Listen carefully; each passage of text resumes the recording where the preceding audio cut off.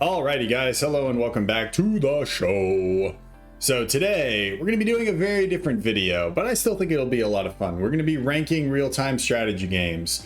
I've got all the games here on the screen. We're going to be putting them on S tier through D tier. And my criteria for kind of which games I've actually picked, as you can see, this is not a comprehensive catalog of every single strategy game out there. But the criteria that I'm going to be using is that I have to have spent some amount of time with the game with, I think there's one, maybe two notable exceptions that I've put in here as far as exceptions to that rule. There are a couple games in here that I haven't played but deserve to be here for good reason. So I'm going to be ranking these games in a couple of different categories. One, I want to look at kind of overall lasting impact of the game, I guess you could say. You know, was it a really quick burst and then the game kind of flared out, or has it had a long and lasting impact to the overall gaming community?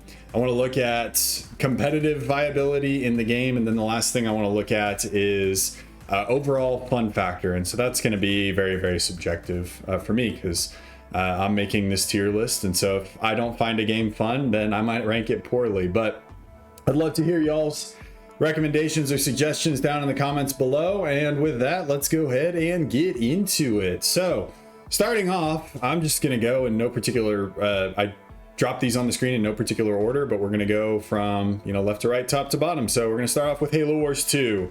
So Halo Wars, actually, let's start with the first Halo Wars because that's going to be a little bit better. So Halo Wars, if y'all don't know, was a real-time strategy game that came out, I want to say it was in like 2006, something like that. But it is a Halo-based real-time strategy game, and it's good fun.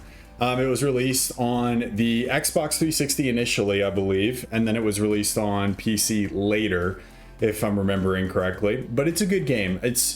I don't think it's a fantastic game. There were some definite cheesy things that were within the game that really hurt its kind of competitive viability. And I think that long term, it's definitely had more of an impact than I think people will recognize. So Halo Wars, the overall franchise, has really shaped where the Halo saga has gone. And as far as overall fun factor, I think that it's a good game. It's not awesome. I would put it on probably either B or C tier. I'm gonna go C tier because I don't think the first Halo Wars was all that special, but it was a pretty good game. It had some fun. It had some good fun factors associated with it. So with that, let's move on to Halo Wars 2. And Halo Wars 2 is where I think things get a little bit interesting, because Halo Wars 2 is what introduced the Banished. And Halo Wars 2 had a really awesome story, especially the expansion. And I should note that I'm including expansions in this rating, so you'll have General Zero Hour, all the various expansions for Age of Empires 2, Frozen Throne, etc. So the expansion Awaken the Nightmare was super fun on Halo Wars 2. It brought the Flood back and really kind of fleshed out who the Banished were as a faction. And now the Banished are kind of the primary enemy in Halo Infinite, which is what 343 is going to be running Halo with for, you know, the foreseeable future, after they kind of killed off all of their other options in the previous Halo games. I'm really not a big 343 fan. Infinite was pretty good. It was a good recovery, but 4 and 5 I felt like were disasters. So with that being said, and I think that Halo Wars 2 also added a lot of really good features into the game. So story, overall impact as far as the Halo saga itself, you know, who would have thought an RTS game was going to kind of shape the future of such a big franchise as Halo. But for that, I think I'm going to put it on the A tier, I think, because it's a lot of fun as well. It's a lot of fun as well. It's definitely better than Halo Wars, the original one, and it did have a very lasting impact on the franchise as a whole, and will continue to in the future and into perpetuity, at least until Halo Infinite dies or 343 implodes, whichever comes first. So with that, let's move on to Star Wars Empire at War. Now, this is actually a game I did not play until very recently, I think in the last 6 months or so, and this game is awesome. I think it is everything that you want a Star Wars game to be. It has planet colonization and capture. There is it has great real-time strategy elements in the fleet battles. I'm not a huge fan of the ground conflicts. I'm really much more into the space battles, but the way that Star Wars Empire at War puts it all together is really, really good. It also has a fantastic modding community behind it for various other eras. Like I think I was talking to, I'm not blanking on who I was talking to the other day, but I was talking to somebody on Discord who was streaming Empire at War, and they had I forgot the name of the mod as well. I'm really bad at names. I can't remember the name of the mod or the name of the person who I was talking to. That's gonna bug me for a while. It's one of the guys that plays in the Sir stack that I play with every now and then. But you know, for that and the way that the game was actually presented and its modding community, it hasn't had, I would say, like as lasting of an impact outside of just the fan base. So I'm going to, well, nah, I think it deserves S tier, I think, for the modding community, as well as just how well the game was actually put together. So moving on to Command and Conquer Generals. This includes General 0 Hour as well, which is the expansion pack for it. I played this game a lot whenever I was growing up, and it's good fun, definitely. It has 3 different, I think it's 3, right? Yeah, 3 different, very distinct factions, which I love. I love having huge amounts of diversity between the factions that you can actually pick to play as. So I'm a huge fan of that. But overall, I think that Command and Conquer Generals and General 0 Hour, as far as the competitive scene goes, I don't see or hear near as much about Command and Conquer Generals or 0 Hour. There is a community that's about the size of the Supreme Commander community, I believe, that still, you know, plays Command and Conquer Generals. They have several mods set up for Red Alert 3. I actually just found a caster that does a really, really good job at casting these games. So I'll link his channel down in the description below so that y'all can check him out if you're a huge fan of Command and Conquer. And I think that a lot of people look at this as a black mark in the Command and Conquer franchise. So with that, it does have a good fun factor, but I think I'm going to put it on the C tier for now, and we might move some things around in the future. Okay, Distant Worlds. This was a game, I picked this game up, I picked up Distant Worlds 2 on release. I saw some of the marketing material around it, and I was really, really excited for this game. And I do not enjoy this game at all. The combat feels weird. The civilization management is just stupidly deep, to the point where there is like an auto manage everything for me, but if it auto manages everything, then you're just constantly out of fuel. And I couldn't figure out how to expand my empire. I looked up guides, I looked up tutorials. I did not enjoy this game at all. So that's going straight to D tier. And I might be being harsh on it, and I might not have given it a fair shake, but just as far as me, I did not really enjoy that game. So now we're actually going to skip Starcraft 2 for now, and I actually have a duplicate Starcraft down here. So we're going to start off with Starcraft 1. I did not play Starcraft 1 that much, but it's pretty undeniable the lasting legacy that Starcraft has on the gaming community through Starcraft 2. So with that, I'm putting both Starcraft 1 and Starcraft 2 on S tier. And I actually never played Starcraft 2, but if you look at the impact that Starcraft and Starcraft 2 have had on esports and making competitive gaming viable, which, whether you like it or not, competitive gaming is what keeps a lot of the video game industry alive. As far as keeping people interested, people watching casts. Like, that's why I host tournaments. That's why people watch Guile, myself, and Willow, is because we cast these games. We comment on it. We do it in an entertaining fashion. And StarCraft and StarCraft 2 were 2 of the pioneers in the competitive real-time strategy space. You could argue StarCraft 2 was the biggest one, is still the biggest one. But you could argue that StarCraft 2 was, I believe, one of the very early real-time strategy games that had a very, very vibrant competitive scene. So with that, we're putting both of them on S tier for their lasting impact. Commercially, they also performed really, really well. I didn't play the games that much, but it's pretty undeniable whenever you look around and see their lasting impact. So with that, let's move on to one of my favorites, Sins of a Solar Empire. And I'm using the Rebellion here. So Sins of a Solar Empire, if you're not familiar, is a space-based combat game. It functions actually very similarly to Supreme Commander in the fact that you can zoom all the way out and see the entire map, zoom all the way in. That's a feature that I absolutely love in real-time strategy games. And it's something that I'm constantly doing by accident in games that don't necessarily support that. So I love this game. The modding community is also gigantic for Sins of a Solar Empire. I did a game showcase a while back that had Sins of a Solar Empire Rebellion with a Halo mod that was great fun. I got crushed by the Covenant, but you know, it's okay. There's Star Wars mods, Star Trek mods, Mass Effect mods. You can play the base game, and the base game is kick-ass. But the only problem is it doesn't have, I think, as huge of, well, I mean, I put Empire War on S tier. I'm going to downgrade Empire War to A tier, and I'm going to put Sins of a Solar Empire on A tier. Mostly just because of the, I think, competitive scene around Sins of a Solar Empire. There is a very vibrant community for Sins, but it lacks some support, I think, from the developer side in order to get it to kind of that next level. But that being said, great game, great fun, huge modding community. Absolutely adore this game. Have hundreds of hours in this game. My wife plays this game. We play it together, various mods. It's a great game. Okay, so let's move on to Stronghold Crusader. Now, there's a whole series of Stronghold games. Crusader was, I think, the only one that I really ever played. It has a very in-depth, well, not very, well, I guess you could say very in-depth, but very in-depth economic aspect of it, where you're processing multiple materials to make certain things. You've got to get the raw materials, process them, and then you have a finished product that you can use for food or troops or walls or things like that. So it's very, very deep on the economic side. On the balance side, it's incredibly broken. This is, I don't think, a viable game to be a competitive game.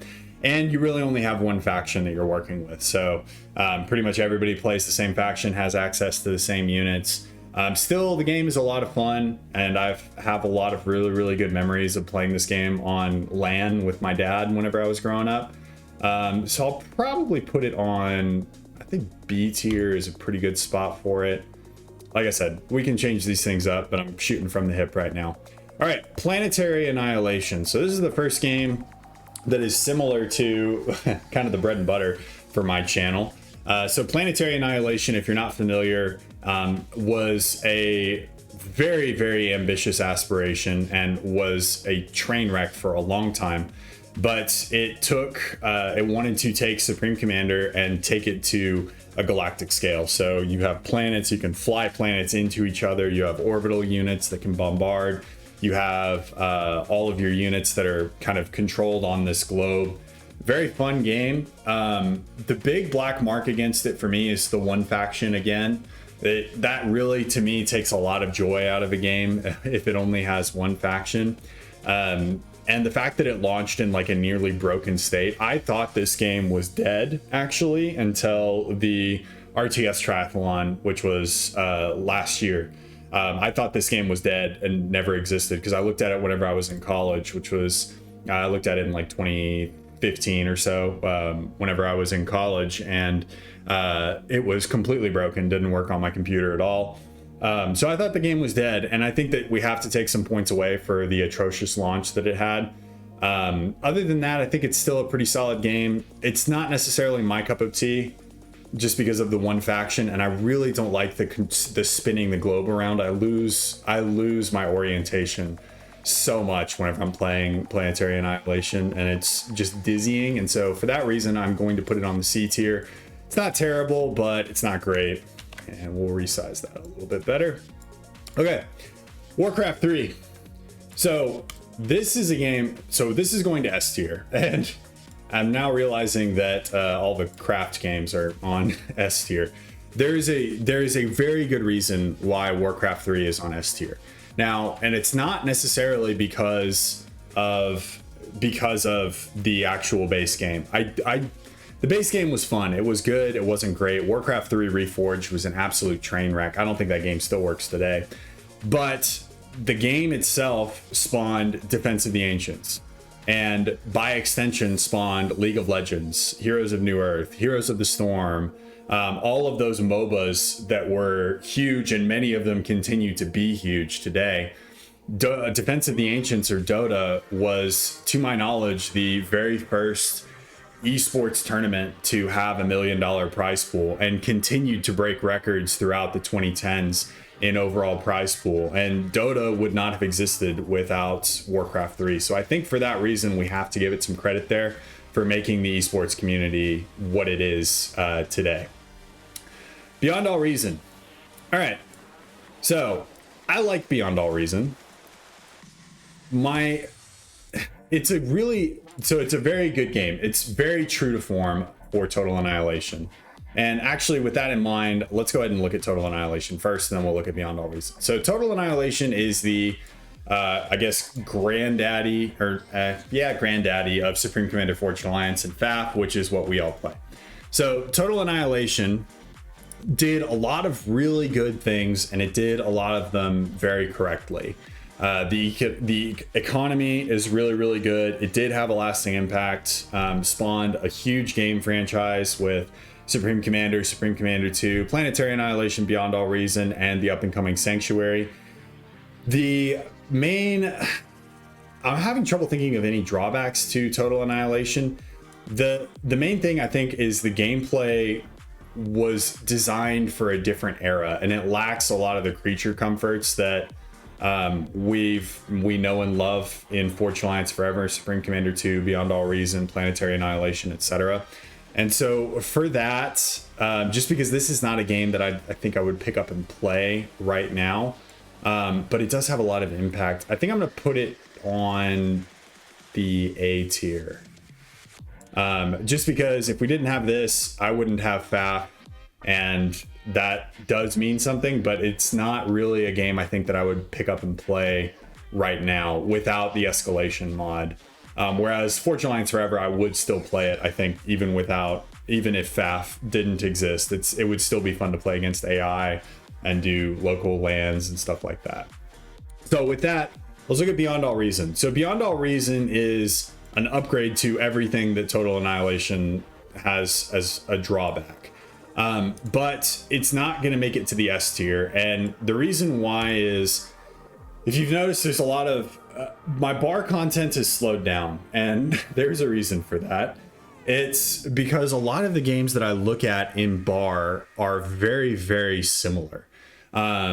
It's build a front line with point defense and hold out for as long as you can, try and eco as fast as you can, and then punch a hole through the other guy's line. And FAF, I think, just is more dynamic. There's better potential for run bys, and maybe it's just Beyond All Reason games are too big. Although in Beyond All Reason, there aren't that many good 1v1s either. Like every time I've gone looking for a 1v1, all of the higher level 1v1s end in less than 10 minutes that I've seen, unless somebody has a really, really good replay they want to send me. But I've been having trouble finding one. So for that, I'm going to give it an A. I'm going to put it in the A tier, because it is very faithful to the Total Annihilation, and it is very faithful to Total Annihilation, but I don't think it punches hard enough to get to that S tier level just yet. We'll see what changes in the future. So with that, we'll move on to Age of Empires 2. And actually, we'll start with Age of Empires 1. So Age of Empires 1, this is the very first video game that I remember ever seeing or experiencing. I think I was 4 years old or 5 years old. And no, I was actually younger than that. I was like 3, because we lived in Dallas at the time. I was 3, and I remember watching my dad play this whenever he would get home from work on like our old family computer that had like an original Pentium. And this game, I think that Age of Empires really shaped the RTS genre to a degree that not a lot of other RTSs did at the time. Where right now, if I say, yeah, I have a YouTube channel, I do content on this RTS game, people, to some extent will be like, oh, I'm not familiar, what is an RTS game? And I'm like, well, have you ever played Age of Empires? And they're like, oh yeah, I know what Age of Empires is. Like, a lot of people know what Age of Empires is, even if they have no idea what any of these other games are. And so for that, it definitely deserves some street cred, but the game itself the first iteration of it had some problems, I think, with balance, and it still suffers from kind of almost a one-dimensional faction again, so to speak, where different factions will have like different techs that are available to them, but by and large all of the same units are available to everybody across the board, and there's not a huge vibrant competitive scene around it anymore. So I think, well, if I put this in B tier, then I have to pull, yeah, you know what, I'm gonna pull Total Annihilation and Beyond All Reason down to B tier, and we're gonna put Age of Empires up to B tier as well. Just because I feel like Age of Empires and Total Annihilation are on the same level here. They did a lot of very, very good things, but didn't necessarily have that kind of breakout star power, so to speak, until later on in their franchises, which leads us to Age of Empires 2. So Age of Empires 2 goes to S tier. Here's why. Age of Empires 2, this is the game that everybody knows from this franchise. It grossed I don't know about millions, but it had tons of copies that were sold. Anytime I say RTS game and people ask me what I'm talking about, and I say Age of Empires 2, they immediately pick up on it. Age of Empires 2 still has a much healthier competitive scene than Supreme Commander, or really any RTS with the exception of Starcraft 2. Some good channels to watch, or a really, really good channel to watch would be T90 Official. If you're interested in watching some Age of Empires 2 casts, I'll link his channel down in the description below too. He probably has no idea I exist, but that's fine. He's a really chill dude, streams on Facebook now actually as well. So really nice, and does a lot of really, really good things for the community. So Age of Empires 2 goes to S tier because of its lasting impact, because of the competitive scene that it still has, and feeling pretty good about my tier list right now. I might move some things around. I'm really shooting from the hip here. I gave this literally no thought at all before I started. Okay, Star Wars Galactic Battlegrounds. So this was, I think, the first Star Wars real-time strategy game. It predated Empire at War. It was published by Ensemble Studios, if I'm remembering correctly, which is the same studio that did Age of Empires 2. So it was the same game engine, if I remember right. They just added Star Wars units instead of, like medieval units. Galactic Battlegrounds, it was a good game and it was fun, but I don't think it would be one that I would pick up and play today. So I'm gonna put it on the C tier. So it's definitely fun. It would be something where if somebody really wanted to play it with me, I'd be like, yeah, sure, I'll play it with you. But whereas Distant Worlds, like, I'm not touching that game again, I don't think. All right, let's move on to Stellaris. Stellaris, very ambitious game, huge game. You can get very in depth, but unlike Distant Worlds, Stellaris isn't going to just like screw you over, and you can figure it out. And you can play the tutorial. There's a really, really cool like little robot assistant that'll keep you from doing things that are stupid until you turn him off.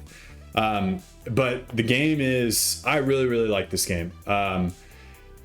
It has a lot of really, really in-depth civilization controls, trade controls, diplomacy, in addition to the actual military.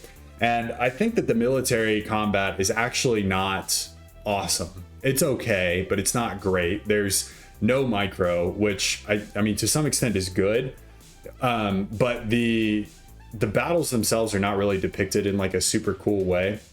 And you do have the ability to zoom in and out with Stellaris as well. There's a modding community behind it. My main problem with Stellaris and why it's going to the B tier is because of the way Paradox monetizes it. Like if you want, like you can buy the base game, and the base game is a lot of fun, but just for a lot of, there's just a stupid amount of DLC for Stellaris where you pay $30 for the base game and then you pay $10 for every DLC, and there's 20 DLC out there. And so before long, you've sunk $250 into this game. It's kind of like City Skylines in that fashion, and that's my big problem with it. Otherwise, I think it's a pretty good game.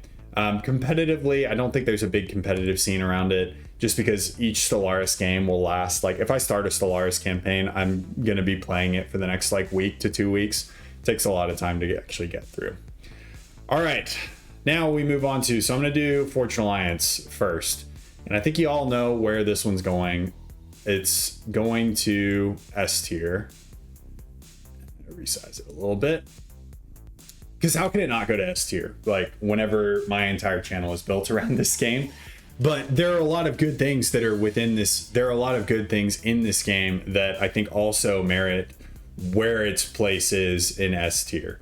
The trickle economy, the ability to zoom in and out, the engine upgrades to control, you know, hundreds of units, although those are now starting to kind of show their age with the single-threaded nature of its coding. But all that being said, it's still a crazy fun game. And there's no DLC for it that you need to buy. It's supported by a fantastic modding community that allows you to get UI mods that will expand out the usability of the game. It's impossible to not put it here.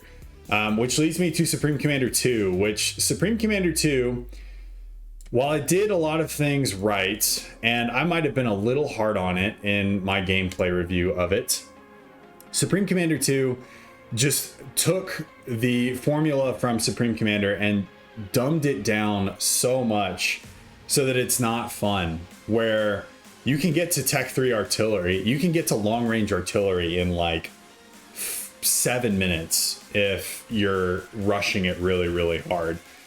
Which, you know, compare that to Fortune Alliance Forever, where you don't see Tech 3 artillery popping up until like 40 minutes because it is kind of a semi-game ender. It just makes Supreme Commander 2 unenjoyable. And playing against high level AIs is also really, really unenjoyable, as y'all saw in my gameplay review, where I had like, I mean, it was 10 minutes into the game and I was having nuke on nuke on nuke on nuke, like tons of nukes launching at me immediately. So maybe I need to go back and give it another shake, but I wasn't a fan of the tech tree, the way the research was done. The units felt not good. Like experimentals felt like nothing. There's no tech or tier level, so I'm putting it on C tier. It's not a disaster, but it's not awesome. So, Rise of Nations. Rise of Nations was, to my knowledge, one of the first games that incorporated kind of a risk style global map with real-time strategy scenarios. And it did it really, really well. It didn't have the lasting impact of, I think, some of the games up here, with the exception of Fortune Alliance. Like, I'm biased to that one. So we're gonna put it on the A tier. It did have a really, really good progression with ages. It had good diversity through the various factions.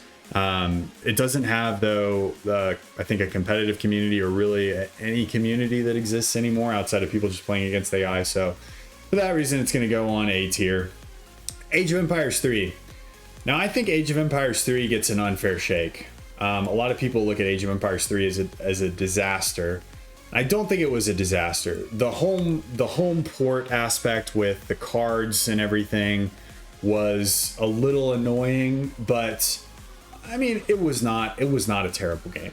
Like, whenever all was said and done, I don't think it was that bad of a game. Battle for Middle-earth 2.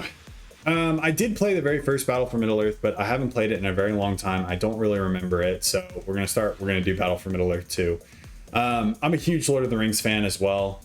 So this really, really scratches like a lore itch for me, where I'm able to reenact the Battle of Helm's Deep, or which you can also do in FAF, in case you were curious, where I'm able to reenact the Battle of Helm's Deep, or siege Minas Tirith, or defend Minas Tirith, or stuff like that. So I really, really like this game. It's a very, very simple game though, and the elves are stupidly overpowered.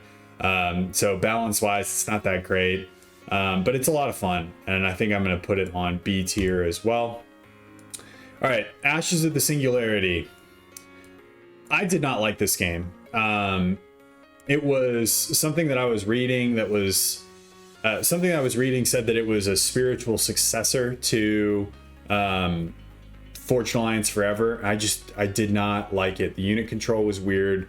The bases, I did not like the base aspect of it.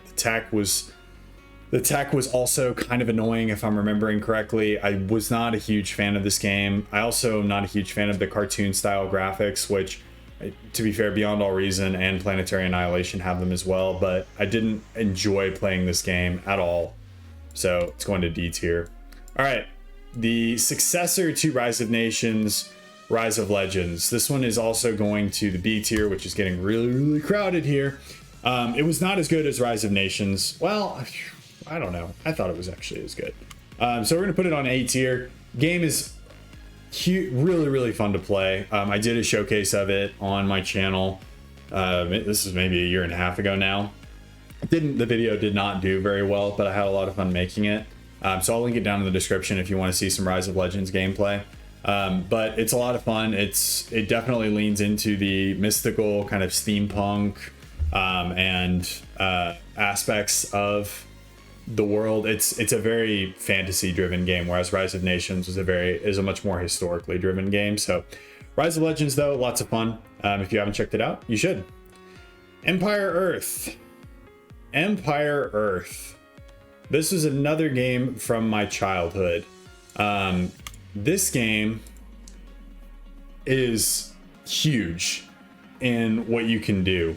So if you're not familiar with this game, it's similar to Age of Empires, which is what I say about a lot of real-time strategy games, where you have villagers that gather resources, you have a barracks that produces units, things like that.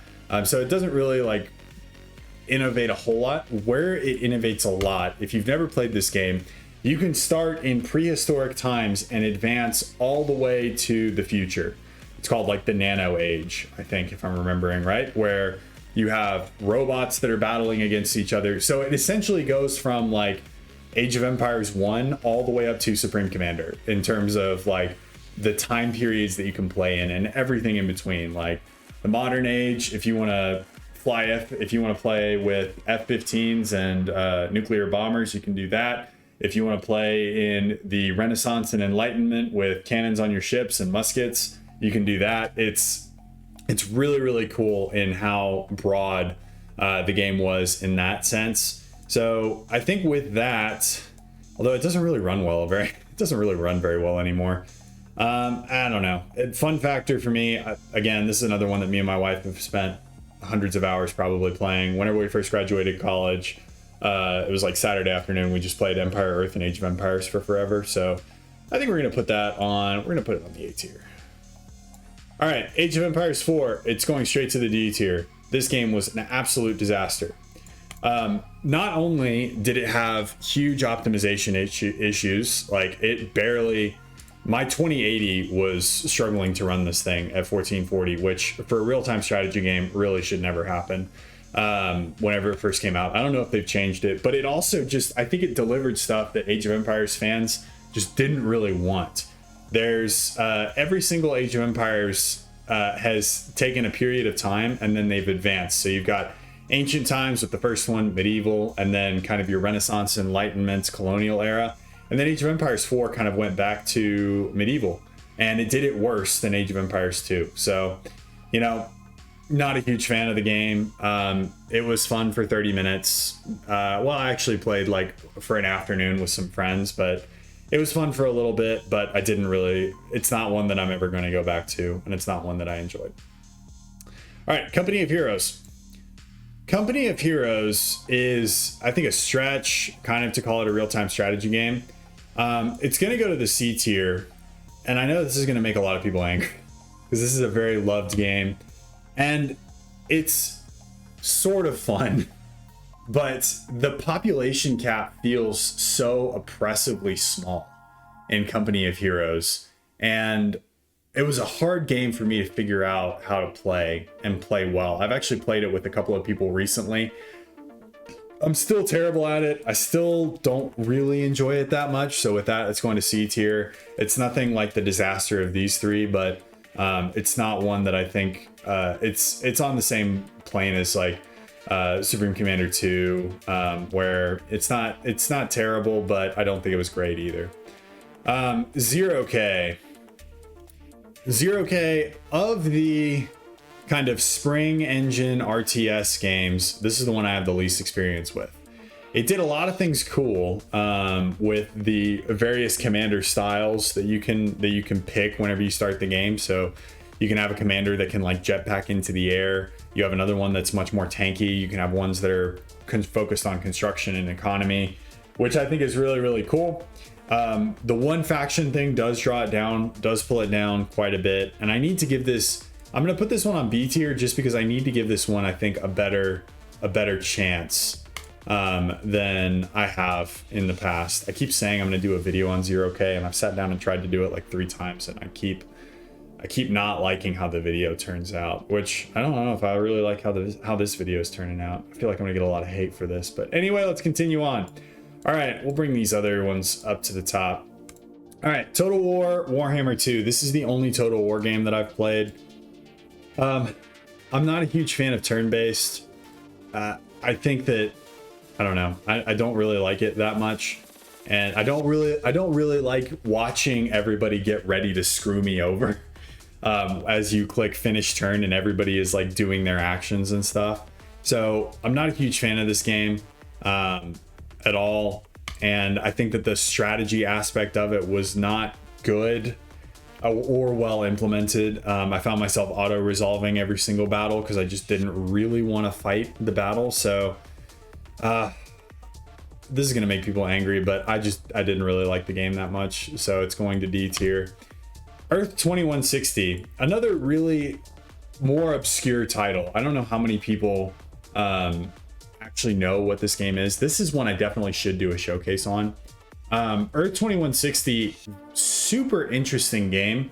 It's set in the future, obviously, Earth 2160. And there are 4 factions, all of them wildly varied. You have your aliens, there's 2 human factions, and then a robot faction.